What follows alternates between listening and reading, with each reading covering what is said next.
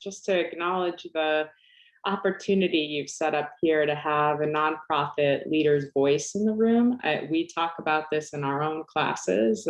Leaders in nonprofits are having conversations about the effect of fundraising and philanthropy on themselves and their organizations. And then philanthropists are having conversations and foundations about the same things, but we often don't come together. So I just want to thank you for making sure that that was present here. And I know I used the term soul crushing, which is a kind of profound statement, might sound like an over exaggeration. And yet I would say that, the thousands of leaders we work with who are in the role of fundraiser, ED, or CEO fundraising would describe it in the same way. It's often the reason why they leave the job because of the weight and the burden of that dynamic. And, it comes from because I would say kind of at a primal level, it's no matter what your upbringing is and how difficult it might be to ask for money, you're putting yourself out there personally and professionally, and you're doing it because you have so much belief in the work that you're representing and so much confidence in its impact. And then when you're, and you're proximate to the work in ways that funders may not be, right? And so because of that, anything that kind of gets in the way of being able to fully express the need, being able to be honest about where the challenges are, being able to ask for what you need, it starts to just incrementally take a personal toll. And then obviously it has massive organizational toll if you're ineffective at bringing those dollars in. And there are people's lives are literally on the line. It can depend on the work that you're doing. But if you are especially, a leader from a historically marginalized group or a BIPOC leader in your code switching and grappling with imposter syndrome and coming up against bureaucracy that kind of gets in the way of your ability to realize what your community needs, it just continues to kind of take an incremental toll on your spirit. You wonder if change is possible in the end. And often you're up against funders, maybe not, with really good intentions, not really telling you what they think, or not telling you if it's not a good fit, or putting you through a lot of effort to then ultimately not be successful at bringing the funds in the door. And so even that dynamic is just so deflating, right? You just put so much into it only to get a no. So I'm often telling funders like, hey, if this is really not a fit, like, let's not waste each other's time. We can still appreciate each other as leaders in the field who have common values.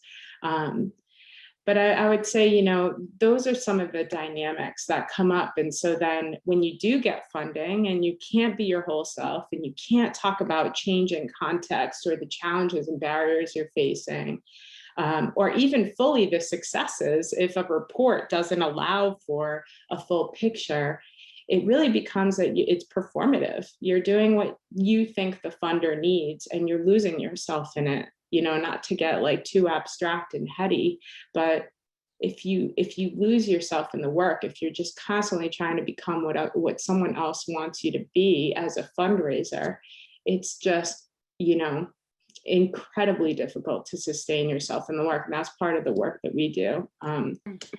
Thank you so much, Yolanda. I just want to lift up so many nuggets of wisdom in that, but that piece about the performative nature of it. We in philanthropy, we set up all these hoops and walls and barriers, and it's kind of like nonprofits are kind of set up to try to figure out what they need to say in order to win the grant versus building a genuine relationship. So, and you've painted such a good picture of that for us. When you think about some of your best and most productive funder relationships, what about those relationships, the good ones, the ones that are relational, that are working against some of those traditional structures? What has been particularly memorable and impactful about those relationships? Yeah, I would say, and that's like increasingly so, right? There's so many people even today on this call. And I would say we're all collectively really working on this. And from my experience, what the practices look like are conversations often in place of reporting where we could really talk together and partner together around the whole of a challenge we might be partnering on.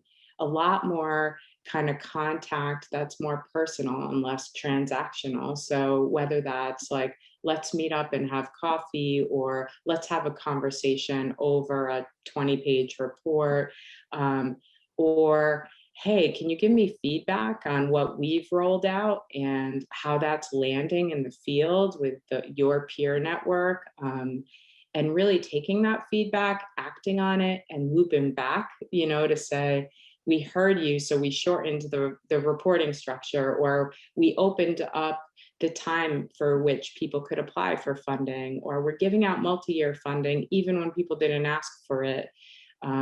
General operating funding when people are applying for program specific funding, because the world changes. And so all of those practices that you all share really change the game. And I've seen it. It's been catalytic for us to get those kinds of gifts and be in relationship with funders who open their networks, give us flexibility, and also connect us to other resources that are not about funding.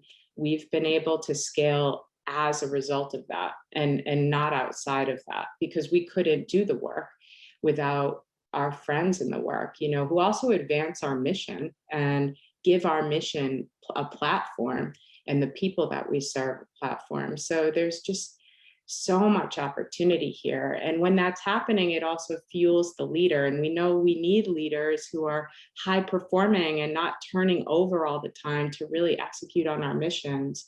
And so when you're also fueling the leader and you're saying, I got you, I'm behind you in these multitude of ways, it's easier to stay in it. It's easier to be in the crisis and see it through, because there's an army of people behind you. And I definitely have experienced that as a leader as I've gotten deeper into the work. And I know a lot of folks in our network do. But it takes time. So you'll see less of that for leaders who are running smaller shops, leaders who are new. And so we have to pay attention to folks who are in that kind of zone, because they need, in a lot of ways, like so much more immediate support than those of us who might be more settled in it and are trusted, right? So great. And that really taps into that point about working for systemic equity and recognizing the inequities in our sector. Thank you, Yolanda Coentro, Institute for Nonprofit Practice.